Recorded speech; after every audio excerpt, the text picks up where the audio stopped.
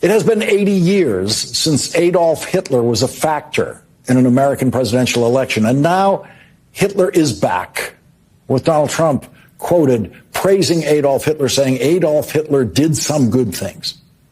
Donald Trump has not said what those good things are. Donald Trump's response today to his former White House Chief of Staff, Marine Corps General John Kelly, quoting Donald Trump's praise of Hitler, was not to deny the words that John Kelly quoted Donald Trump saying. Donald Trump's response was a written statement simply calling John Kelly, quote, a total degenerate. Donald Trump did not issue a statement saying Hitler did not do some good things. Donald Trump could have issued a statement saying that, but he didn't. Donald Trump knows that he has the American Nazi supporters out there who are going to vote for him. Actual American Nazis. Small sliver of Trump voters, but he needs every one of them. Donald Trump knows that he needs every total degenerate American Nazi voter in every swing state to vote for him. And so Donald Trump cannot afford to lose a single one of them. And that's why he refused to condemn Hitler today and only condemned John Kelly. What are the good things? What are the good things that Hitler did?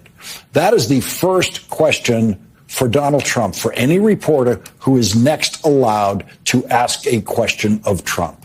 What are the good things Hitler did? Hitler is known for attempting to exterminate every Jewish person living in Europe, and he hoped to exterminate every Jew living in the world. Hitler tried to fulfill that ambition by annihilating 6 million men, women, and children. Grandfathers, grandmothers, great-grandfathers, babies. And while Hitler was at it in those death camps, in combat, Hitler killed as many American soldiers as he possibly could. Adolf Hitler introduced the idea of bombing civilian populations from the air that had no military strategic objective. He killed men, women, and children in London that way.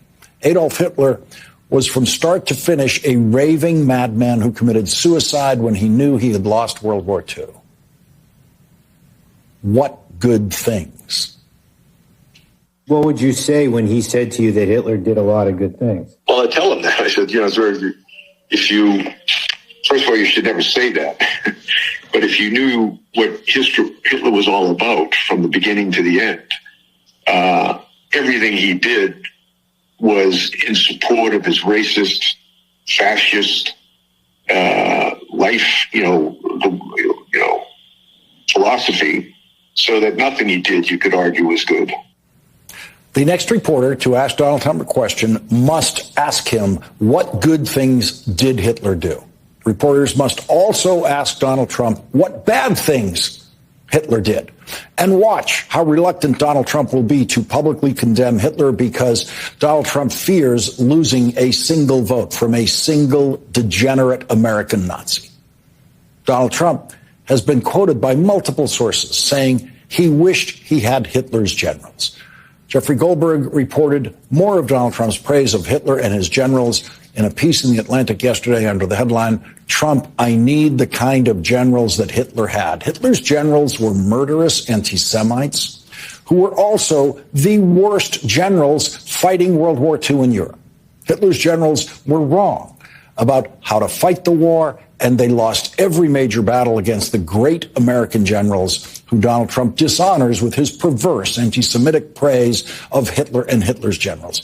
And Hitler's generals conspired repeatedly to assassinate Adolf Hitler, but because they were incompetent, Hitler's generals failed in every attempt to assassinate Adolf Hitler. But Donald Trump wants Hitler's generals. He doesn't want Franklin Roosevelt's generals, the generals who actually won World War II, George C. Marshall, the general who masterminded the entire American approach to World War II in the Atlantic and the Pacific, General Dwight D. Eisenhower, who won the war in Europe and became president of the United States, legendary generals George Patton, Douglas MacArthur, General Omar Bradley. Donald Trump doesn't want any of them. You know who didn't want Hitler's generals? Hitler. Hitler thought his generals were clowns in the same way that Donald Trump thinks that the generals in command of the American military now are clowns.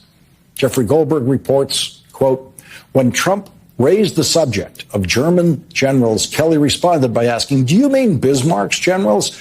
He went on, I knew he didn't know who Bismarck was or about the Franco-Prussian War. I said, do you mean the Kaiser's generals? Surely you can't mean Hitler's generals. And he said, yeah, Hitler's generals.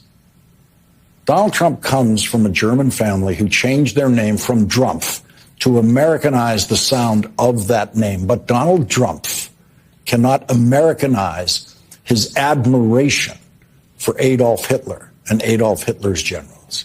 80 years ago, Franklin Delano Roosevelt was running for re-election at the height of World War II in 1944. President Roosevelt and his Republican challenger, the governor of New York, Thomas Dewey, did not disagree about Adolf Hitler. They both knew that he was the most deadly and evil enemy the United States ever faced.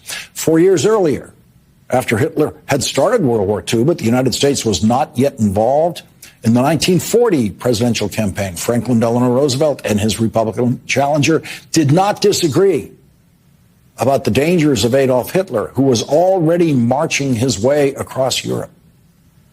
Donald Trump is the only presidential nominee of a major party in the history of this country who has admired Adolf Hitler, the only one.